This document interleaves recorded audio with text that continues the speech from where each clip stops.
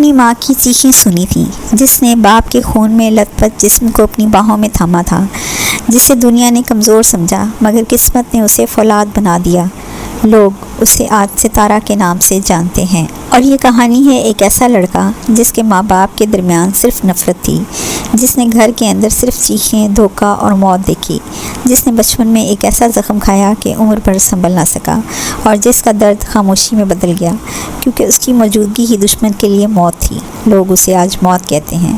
یہ دونوں ٹوٹے ہوئے لوگ جن کے اندر ایک ٹوٹا ہوا بچپن، ایک سسکتی ہوئی یاد اور انتقام کی چنگاریاں چھپی ہیں، جب ایک دوسرے سے جڑیں گے تو اتنے مضبوط ہوں گے کہ دنیا کی کوئی طاقت انہیں ہرا نہیں سکے گی۔ کمرے میں ہلکی نیلی روشنی تھی، دیوار پر لگی اسکرین پر کچھ تصویریں اور نقشے جگمگا رہے تھے۔ لمبی میز کے گرد 6 لوگ خاموشی سے بیٹھے تھے، ہر ایک کی آنکھوں میں چمک، چہرے پہ سنجیدگی اور دل میں ایک ہی مقصد تھا۔ مرکزی کرسی پر بیٹھی لڑکی اپنے سیاہ لباس اور صاف انداز سے پہچانی جاتی تھی، وہی جس نے دنیا ستارہ کے نام سے جانتی تھی۔ لیکن یہاں یہ صرف ایک نام نہیں، ایک ذمہ داری تھی، یہ مشن معمولی نہیں۔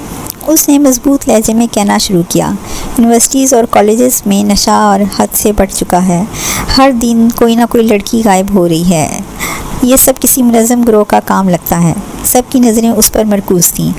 ہمیں ان کے نیٹ ورک کو توڑنا ہے، مگر یاد رکھو یہ کیس ہمارے پچھلے کیسوں کی طرح آسان اور سادہ نہیں۔ اب تک کی انفارمیشن کے مطابق اس کے پیچھے جو بھی ہے اس کا ٹارگٹ صرف کراچی نہیں اور بہت سے دوسرے شہروں میں وہ پھیلا ہوا ہے۔ ہمیں یہ سب ختم کرنا ہے اور ان سب کو بے نقاب کرنا ہے، اور اس پر کوئی بھی غلطی برداشت نہیں کی جائے گی۔ اس کی آواز میں سختی تھی مگر جذبہ بھی۔ سمجھ گئے سب؟ اس نے سوال کیا۔ اگلے ہی لمحے ایک ساتھ 5 آوازیں گونجیں، یس میم۔ کمرہ ان کی گونجدار آوازوں سے لرز اٹھا۔ مشن شروع ہو چکا تھا۔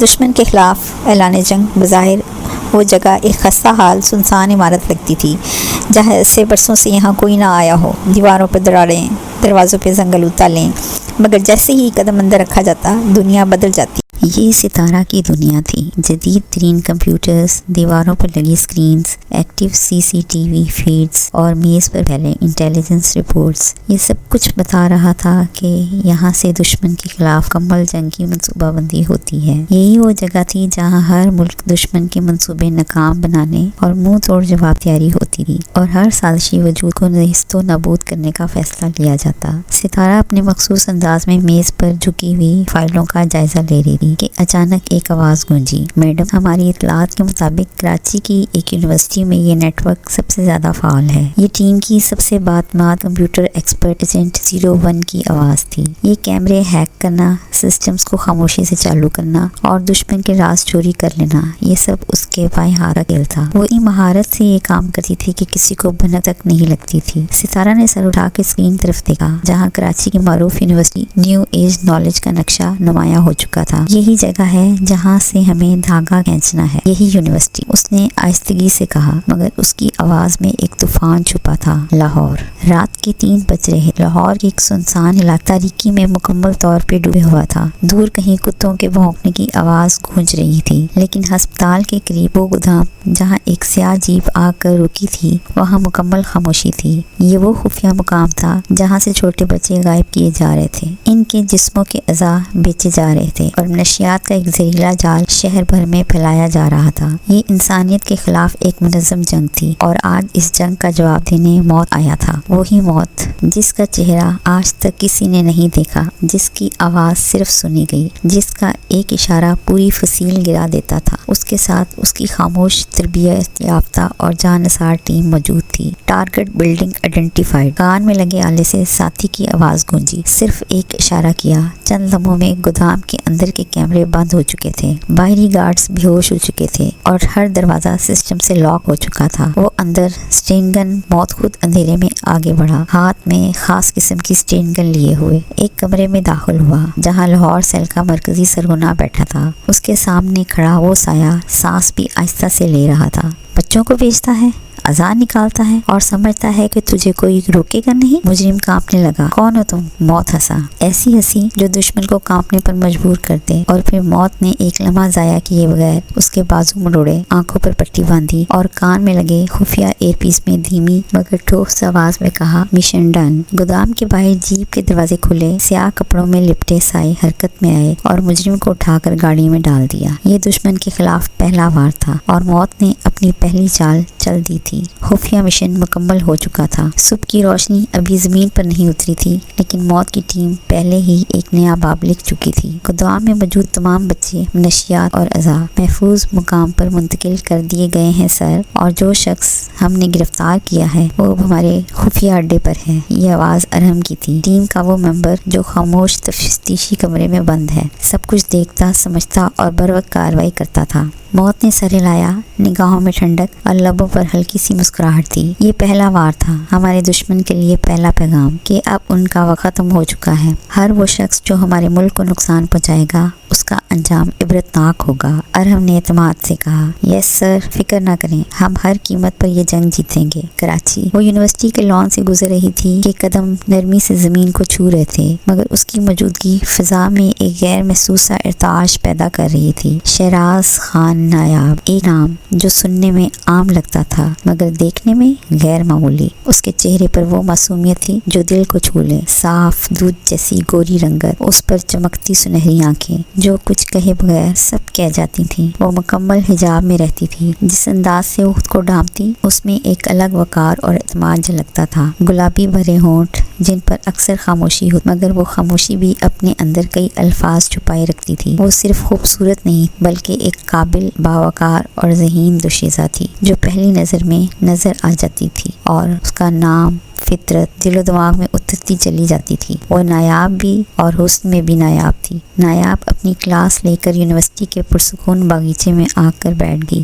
دھوپ ہلکی سی دھیمی ہو چکی تھی اور ارد گرد طالب علم خوش گپیوں، کہکوں اور چائے کے کپوں میں مصروف تھے۔ نایاب خاموشی سے گھاس پر بیٹھی تھی، نظریں کسی اندیکھی سوچ میں گم۔ تبھی ایک شوق سی لڑکی چلتی ہوئی اس کے قریب آئی اور اس کے برابر بیٹھ گئی۔ اور تمہارا پیارا نام؟ ہیلو پیاری لڑکی، میں لائلہ ہوں۔ نایاب نے ایک لمحہ اسے دیکھا، پھر نظریں ہٹا لی۔ نایاب، ہائی نائس نیم، بالکل تمہاری طرح نایاب، لائلہ ہنستے ہوئے بولی۔ اور ویسے بھی تم بہت پیاری ہو۔ شکریہ، نایاب نے سرد لہجے میں کہا۔ کس ڈپارٹمنٹ میں ہو ویسے؟ نایاب کا جواب مختصر تھا، بزنس۔ اوہ اچھا، میں کمپیوٹر سائنس میں ہوں۔ لائلہ مسکرائی، پھر اس کی طرف دیکھ کر بولی، یہاں اکیلے کیوں بیٹھی ہو؟ کوئی دوست نہیں بنائے تم نے اب تک؟ نایاب کی نظریں دور خلا میں تھیں۔ نہیں، نہ ہی مجھے دلچسپی ہے کسی سے دوستی میں۔ لائلہ نے آنکھیں پھیلائیں۔ ہائے ظالم لڑکی، پھر ہنستے ہوئے بولی، آتے میں تمہاری دوست ہوں لیکن مجھے دوست کی ضرورت نہیں، نایاب نے اسپاٹ لہجے میں کہا۔ پر مجھے تو ہے نا میری پیاری نایاب، لائلہ نے شرارتی انداز میں کہا، اور نایاب کے چہرے پر ایک ہلکی سی مسکراہٹ لمحہ بھر کو نمودار ہوئی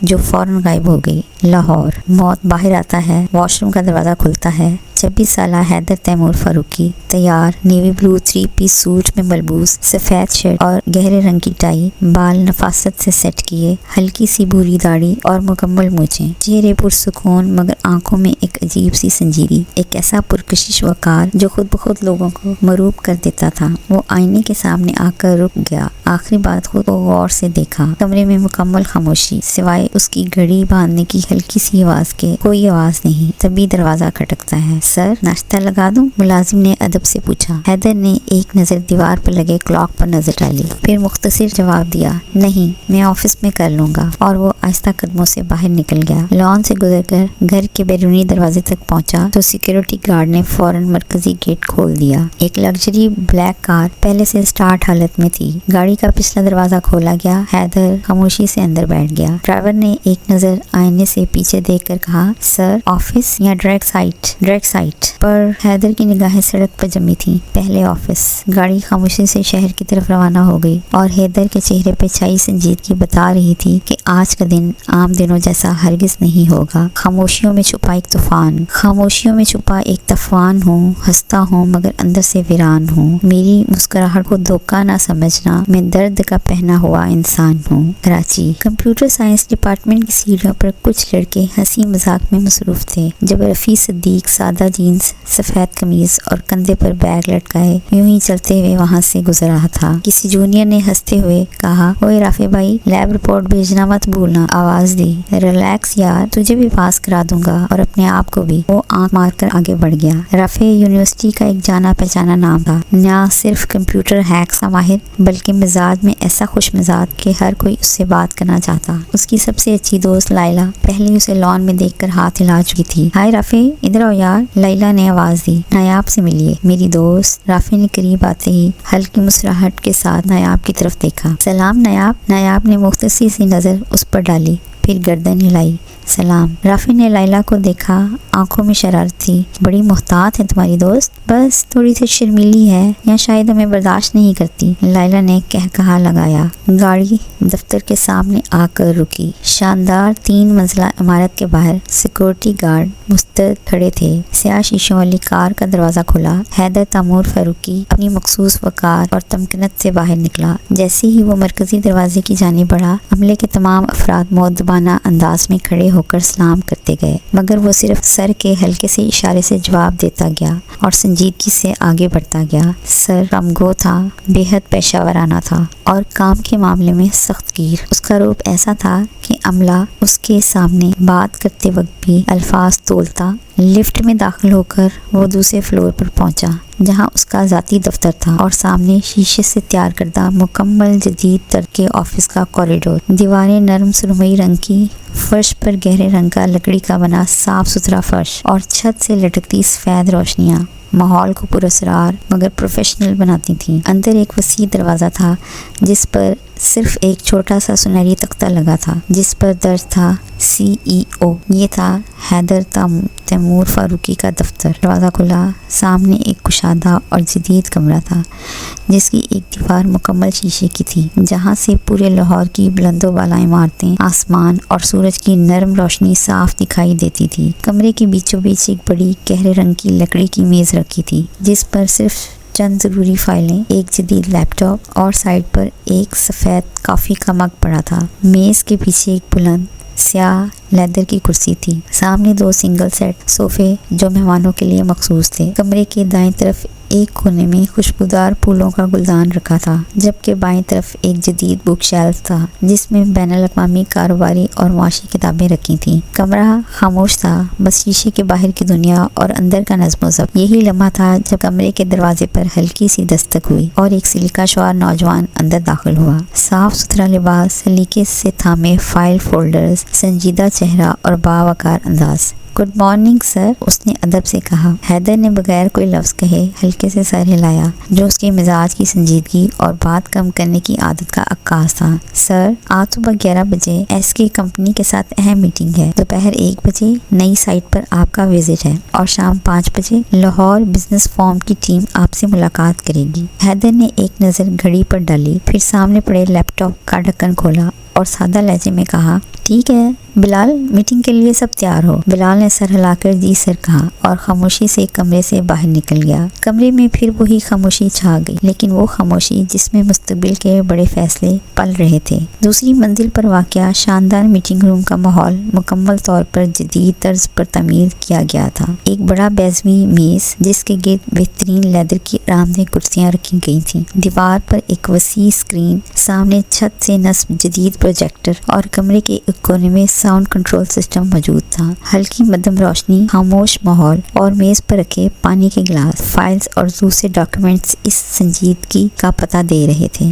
اس وقت SK کمپنی کے مالک شمس خان اپنے سیکرٹری اور دیگر 3 افراد کے ساتھ ٹیبل کے ایک طرف بیٹھے تھے۔ ان کے ساتھ 2 اور کمپنیز کے نمائندے بھی موجود تھے۔ ہر کسی کے چہرے پر ایک ہی سوال تھا، کیا آج کا پروجیکٹ ہمیں ملے گا؟ 11 بجے کا وقت مکمل ہوا اور دروازہ کھلا۔ حیدر تیمور فاروقی مکمل پروفیشنل انداز میں سیاہ پینٹ کوٹ اور سلیقے سے بند کی گئی کلائی گھڑی کے ساتھ اندر داخل ہوا۔ اس کے پیچھے سیکرٹری بلال فائلز کے ساتھ موجود تھا۔ حیدر کے داخل ہوتے ہی کمرے میں موجود تمام افراد احتراماً کھڑے ہو گئے۔ گڈ مارننگ سر، سب کی آواز بیک وقت گونجی۔ حیدر نے روایتی انداز میں سر کے ہلکے سے اشارے سے سلام کا جواب دیا اور اپنی مخصوص کرسی پر بیٹھ گیا۔ سب ہی ساتھ بیٹھ گئے۔ چند لمحوں بعد کمرے کی روشنیاں مدھم ہو گئیں، پروجیکٹر آن ہوا اور ایس کے کمپنی کی ٹیم نے اپنا پروجیکٹ پیش کرنا شروع کر دیا۔ سلائیڈز چلنے لگیں، صاف ستھری سلائیڈز، مشینری، ورک پلان اور مکمل ٹائم لائن۔ اس کے بعد دوسری اور تیسری کمپنیز نے بھی اپنے پروجیکٹ پلانز پیش کیے۔ ہر کسی نے اپنی کمپنی کی خوبیاں، تجربے اور شفافیت پر زور دیا۔ پروجیکٹر بند ہوا، روشنی دوبارہ آن ہوئی اور ماحول میں خاموشی چھا گئی۔ ایسے میں حیدر نے ہلکی نظریں سب پر ڈالیں اور پہلی بار خاموشی توڑی۔ جی شمس صاحب، بتائیے آپ کی کمپنی میں ایسی کیا خاص بات ہے کہ پروجیکٹ آپ کے حوالے کر دوں؟ شمس نے فوراً قدرے پر اعتماد مگر ادب سے جواب دیا، حیدر صاحب، میری کمپنی سے آپ کو کوئی شکایت نہیں ملے گی۔ یہ پروجیکٹ مکمل دیانتداری سے مکمل کیا جائے گا، نہ کوئی ملاوٹ ہوگی، نہ ہی کوئی غیر قانونی طریقہ اختیار کیا جائے گا۔ یہ بات سنتے ہی حیدر کے چہرے پر ایک ہلکی سی چھپی ہوئی شاطر مسکراہٹ ابھری، جو اس نے فوراً قابو میں کر کے اپنے چہرے کو سنجیدہ بنا لیا۔ حیدر کے متعدد کاروبار تھے، کپڑوں کی درآمد برآمد، تعمیراتی سائٹس، ٹرانسپورٹ اور دیگر فیلڈز۔ اس کا وقت حاصل کرنا بہت مشکل کام تھا اور اس کے اعتماد کو جیتنا اس سے بھی زیادہ مشکل۔ کافی دیر تک گفتگو اور سوال و جواب کا سلسلہ جاری رہا۔ ہر کمپنی نے اپنے دلائل دیے، لیکن ایس کے کمپنی کی پیشکش سب سے زیادہ منظم اور قابل اعتبار لگی۔ آخر کار یہ پروجیکٹ ایس کے کمپنی کو دیا جاتا ہے، بلال نے اعلان کیا۔ پر کیا واقعی شمس خان کی ایمانداری کی وجہ سے پروجیکٹ ملا یا حیدر کی کوئی چال ہے؟ شمس خان کی آنکھوں میں چمک ابھری۔ وہ مطمئن انداز میں اٹھے، مگر حیدر کی نظریں اب بھی سنجیدہ تھیں۔ اس نے نہایت مدھم مگر گہرے لہجے میں کہا، یاد رکھیے شمس صاحب، اگر کسی بھی قسم کی غلطی، بے ایمانی یا قانون چینی سامنے آئی تو جو نقصان ہوگا نا آپ کا، وہ آپ کی سوچ سے بھی کہیں زیادہ ہوگا۔ کمرے میں ایک بار پھر خاموشی چھا گئی۔ اب یہ خاموشی کامیابی کی تھی یا انتباہ کی، یہ وقت بتائے گا۔ کراچی یونیورسٹی کے کمپیوٹر ڈپارٹمنٹ میں اس وقت خاموشی کا عالم تھا۔ دفتر کا دروازہ بند تھا اور پردے نیم با۔ اسی خاموشی میں دو سائے نظر آئے جو دھیرے دھیرے اندر داخل ہوئے۔ ان کے قدموں کی آہٹ تک سنائی نہ دی اور ان کے چہروں پر وہ اعتماد اور سکون تھا جو صرف انہیں حاصل ہوتا ہے جو اندھیروں میں روشنی کا کام کرتے ہیں۔ پروفیسر جلال انصر کی میز پر رکھا لیپ ٹاپ ان کا ہدف تھا۔ ایک لمحے کے اندر نہایت جدید اور نایاب چپ اس میں نصب کی گئی، ایسی چپ جس کا سائز صرف ایک ذرے کے برابر تھا، جو نہ صرف مکمل ڈیٹا کو کاپی کرتی بلکہ لائیو ایکٹیویٹی بھی محفوظ کرتی تھی۔ اور یہ سب کچھ اس خاموشی میں ہوا کہ کمرے کی دیواروں تک کو خبر نہ ہو سکی۔ چپ نصب کرتے ہی دونوں کے چہروں پر ایک ہلکی سی کامیاب مسکراہٹ ابھری، جیسے کوئی بہت اہم محاذ جیت لیا ہو۔ پھر وہ آئے جیسے ہوا میں تحلیل ہو گئے، بغیر کسی آواز، بغیر کوئی نشان چھوڑے۔ یونیورسٹی کی زندگی عام نظر آتی تھی، لیکن نایاب کے دل میں ہر دن ایک نیا طوفان لے کر آتا۔ ہر رات جب وہ اپنے ہاسٹل کے کمرے میں سونے کی کوشش کرتی تو ایک انجانی سی گھبراہٹ گھیر لیتی۔ کبھی وہ ماضی کے خوابوں میں کھو جاتی، کبھی کسی چیخ کی بازگشت اس کے کانوں میں گونجتی۔ اس کی آنکھوں میں چھپی کہانیاں اسے نیند نہیں لینے دیتی تھیں، مگر وقت کے ساتھ ساتھ لائلہ اس کی بہترین دوست بن گئی، ایک زندہ دل، بے فکری سے ہستی مراتی لڑکی جو ہر دن کوشش کرتی کہ نایاب کی خاموشی میں روشنی کی ایک کرن لے آئے۔ اس کی بے تکلف باتیں اور چلبلاپن نایاب کو لمحہ بھر کے لیے زندگی کی طرف لوٹانے لگے تھے، لیکن نایاب کی مسکراہٹ اب بھی مکمل نہیں تھی۔ نایاب کو یونیورسٹی آئے ہوئے 2 ہفتے گزر چکے تھے۔ اس دوران اس کی لائلہ سے آہستہ آہستہ دوستی بننے لگی تھی۔ اگرچہ نایاب پوری طرح کھل کر بات نہیں کرتی تھی، مگر لائلہ کی موجودگی اکثر اس کے چہرے پر ایک ہلکی سی مسکراہٹ لے آیا کرتی تھی۔ اس دن جب وہ دونوں لان میں بیٹھی تھیں تو لائلہ نے اچانک اس سوال کا سامنا کیا جس کا نایاب نے شاید تصور بھی نہ کیا ہوگا۔ نایاب، کیا ہوا ہے تمہاری زندگی میں جو تم اتنی خاموش اور الگ سی ہو؟